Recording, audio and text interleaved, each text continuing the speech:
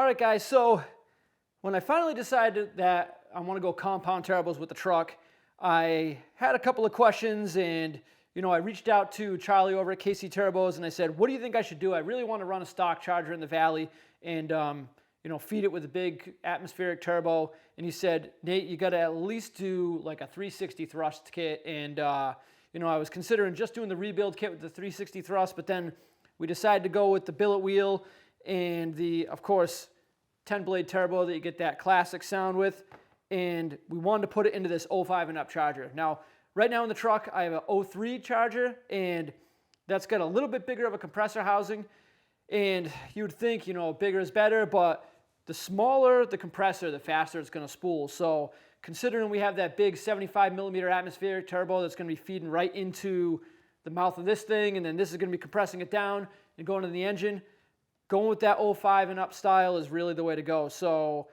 we're just going to tear right into this. It's a pretty simple install.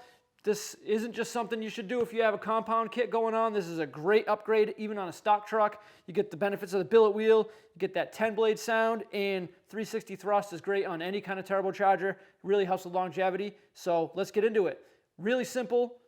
You only need a few tools to do it. And here we go. All right, so first things first when tearing this turbo down is I always like to try to mark it right here. I mean, I've done quite a few of these, so I know where the clamp goes, but we're going to take this turbine housing off, and you really want to mark where the clamp went. So this will all kind of just make your life a little bit easier when you go back together, and there's no guesswork. So we're going to mark that clamp. We're going to take this turbine housing off. So what you're going to need for the turbine housing is an 11 millimeter or 7/16, and you're just going to go take this clamp off.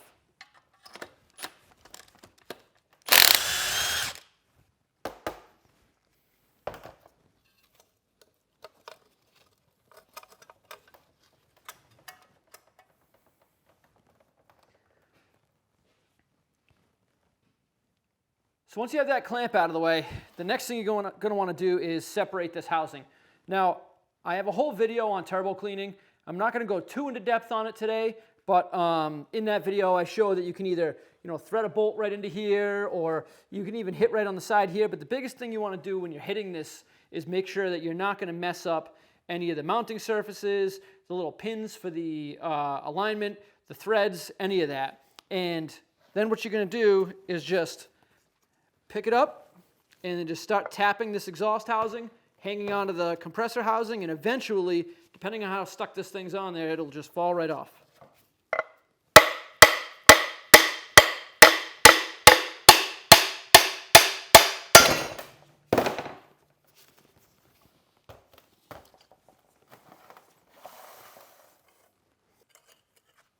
Then you can set your clamp aside. Then you're going to have your wheel. If you have a really stuck turbo, this wheel is going to be jammed right onto the exhaust housing. And this is something you're going to want to inspect very closely, the unison ring. You want to make sure that this thing is not worn out at all in this little slot where the actuator pin goes, because if that's worn out, the ring is junk.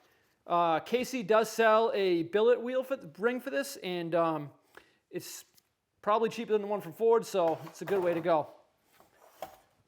After that, you can just take all your vanes out, set them aside, and then clean your exhaust housing. All right, the next step is going to be to take the compressor housing cover off. And you don't have to do this, but I like to get in the habit of putting things up on blocks. That way the turbine housing and all that stuff is up off the bench. Just makes life a little easier. And then also when you're reassembling, if you do this, it'll kind of prevent you from maybe dinging up the wheels or having any issues. Just kind of gives me a little bit of a sense of security. But let's take this cover off. These are an 8 millimeter or 5/16 12 point.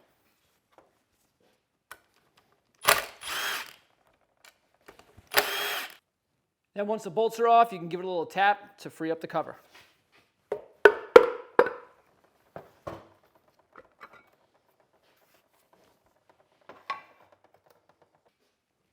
Once the compressor cover's off and set aside, the next thing you don't want to do is take this compressor wheel off. And you want to keep in mind, this is reverse threaded. So righty-loosey, lefty-tighty. So you're going to act just like you're normally tightening a bolt. And this is a 14 millimeter, 9/16 will work, but a little bit sloppy on there. And then on the back side, you have a 7/8 if you want to hold it. So you can just hold on to the back side with a wrench and then tighten this up.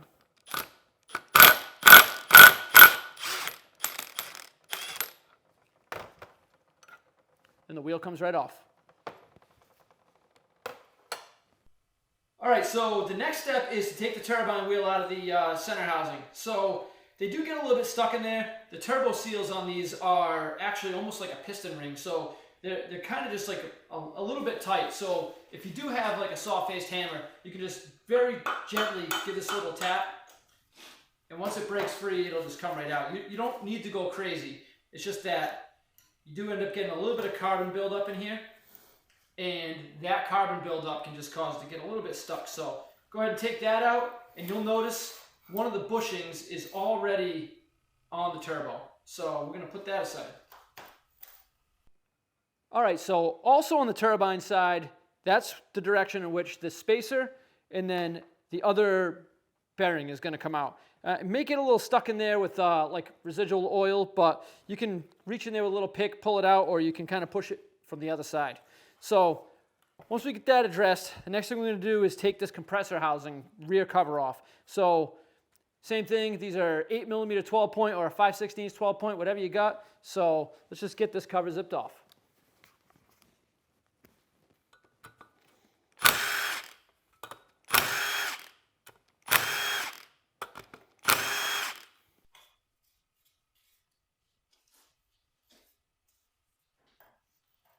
And then finally what you want to do is on the compressor side, you're going to take off the little spacer that holds the seal and the thrust washer. So at this point, you're going to want to stop, clean your work area up, and just make sure that all of these parts are extremely clean. The last thing you want to be doing is contaminating the brand new turbo bearings or any of your oil system with dirt and grime. And it's just really a bad habit to get into anyways, having a dirty work area. So next step I'm going to do is clean everything up and get that turbo housing all cleaned on the exhaust side, the normal turbo cleaning you hear about. And then we're going to get all the clean parts laid out, ready to go, and I'm going to show you how to reassemble. Before we get back into reassembly, a real quick thing a couple of things I want to go over with you are the advantage of the 360 thrust. So this is the original thrust washer, and this is the 360 thrust that comes with the KC kit. And as you can see, the original one has this little gap. So there's really only about 270 degrees of coverage there. So as this thing is spinning, it's going to have obviously rotational forces on it, and that's what the bushings are for. But it's going to have in and out forces, especially in a compound kit, where we're going to be feeding this thing with boost. So it's not just getting atmospheric air into this, it's getting pressure in. So that pressure is going to be pushing in on this, and a 360 thrust really provides better surface area, better contact with lubrication. So it's really a huge benefit to do a 360 thrust, even on something that's not a compound setup. If you're doing any kind of performance upgrade, aside from like a ball bearing turbo or anything, this is probably one of the best upgrades you can do to your stock turbo. So another note is very important. KC pre-torques these, pre-balances these, and they put a line right on the shaft and on the nut that should line up. And you don't want to tighten it more than that. You don't want to tighten it less than that. There's really no need to use a torque wrench or anything. Just once you assemble this thing, and I'll show you once I get it in the housing, you just want to snug this up just until that line matches up. Make sure you use a wrench, that way you can really get a good eye on it and just sneak up on it. It's easier to always go a little bit more than to go too far, and then that's it. So aside from that, we're just going to make sure we lube everything up really good, and I'm going to show you the step-by-step assembly of this. All right, so I like to start off by getting the center housing back together, getting the thrust in there, and what we're going to do is we're going to take this little piece off the balance assembly, and we're going to use a wrench. Sometimes use a wrench on the backside. Now, remember, This is reverse thread, like I said earlier. So you're going to hold the turbine side and spin the compressor side to the right, and it'll loosen right up. Now, as you're doing this, you want to make sure that you're not gouging this thing into the bench, bending any of these fins. Once you bend it, that's it. The thing is junk. So we're going to slowly turn this off. I'm going to set the compressor wheel aside. Now, pay attention to the order in which these things come off, because if you forget, it can be a real pain, but there it is. If you really need to see it, you get two separate pieces. This one comes off this way, and then you get this one right here that comes off this way. Then what you can do is install the thrust onto this. So what you really want to pay attention to is the groove in this thrust washer, or this thrust bearing. That groove needs to go towards the housing. So you want this inner part with the groove to face into the housing. And the reason why is because that is how this thrust bearing gets fed with oil. So you're going to see there's also going to be a little groove right at the bottom, right here, this little cutout. That is going to go in the housing down towards the drain tube. That is how the oil escapes out of the housing. Make sure you lube everything up really good before you put it together.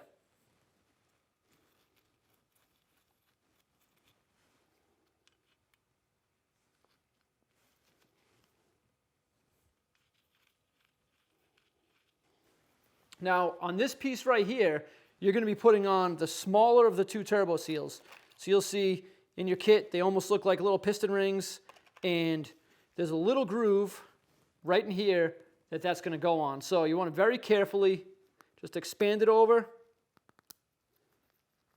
slide it down. And then you can install this piece into your compressor housing.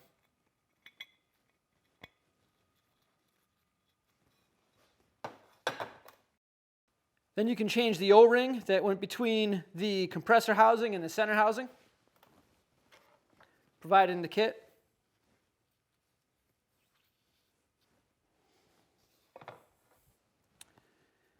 And then you can bolt your housing on, making sure the arrow on the housing points up towards the oil feed.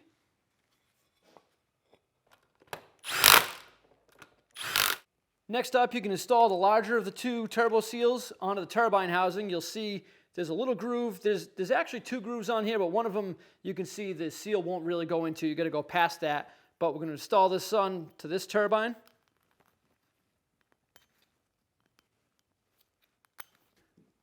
And then you're going to install one bearing, one spacer,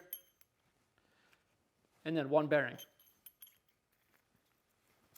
Make sure you give this stuff all a good bit of lubrication. Don't really worry about over lubing this thing. It's really not going to hurt it. A big thing here, once again, is making sure that your work area is clean, because this is the point where, you know, you're putting oil. You really don't want to add any contamination into this system. And then once that's all set, you can take the turbine wheel and just insert it in.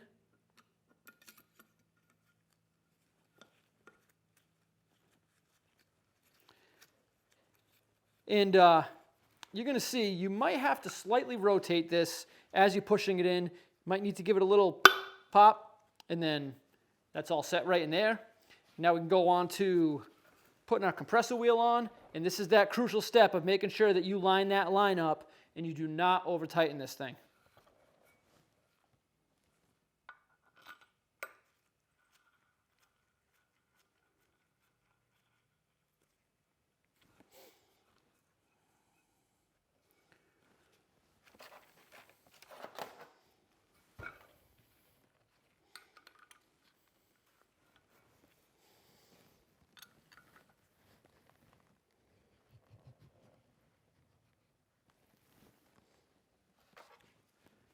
And now you can change the little O-ring around the housing.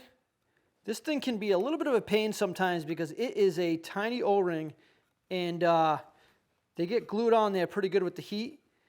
And also, sometimes putting the new O-ring on, they just want to pop off. So just be patient with it. take your time and change the O-ring.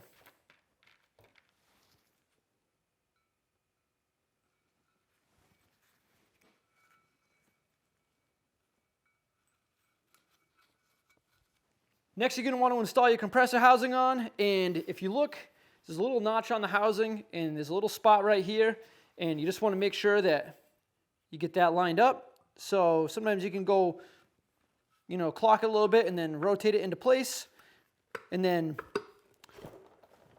push it down, get the bolts all tightened up.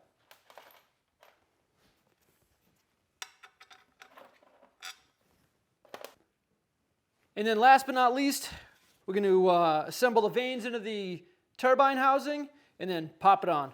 So, little quick tip here. When you put the unison ring back on, you're going to want to make sure that the opening that goes on the actuator lines up. It's almost completely vertical. So, you'll see that there's a bolt that holds the shield on right here. And you're going to go just over, just a little bit, and then between those pegs, that's where it's going to be. You're going to see when you go to assemble it, it's a little bit tricky.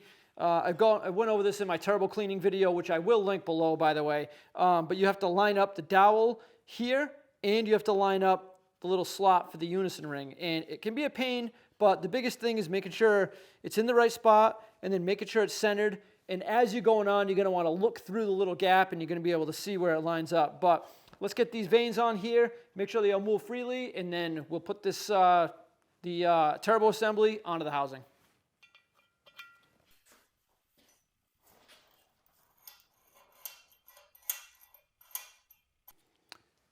Don't forget your clamp.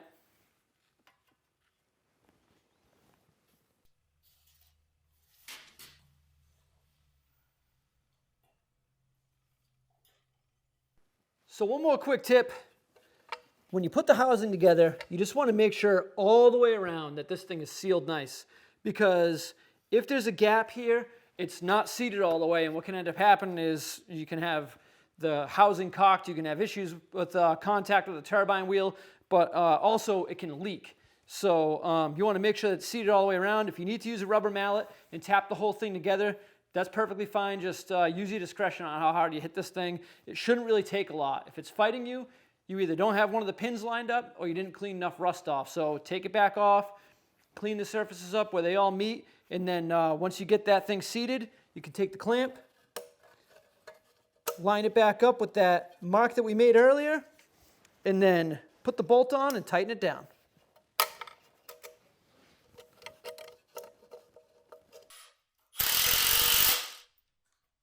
All right, so a few more things to consider.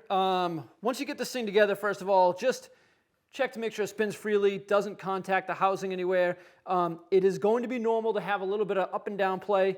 That's perfectly normal. You should never really judge a turbo by that unless there's enough up and down play where it touches the housing. If it makes contact, it's bad. The other thing you want to check for is in and out play. There should be virtually zero in and out play at all. If there is, you have an issue. So don't be too worried about how close you get that as long as you don't go over on that little blue line. These turbos do tighten as they spin. So, I mean, you want to get it close, but if you're just a little bit shy, it's not the end of the world. Try your best to get it as close as you can, and you should be all set.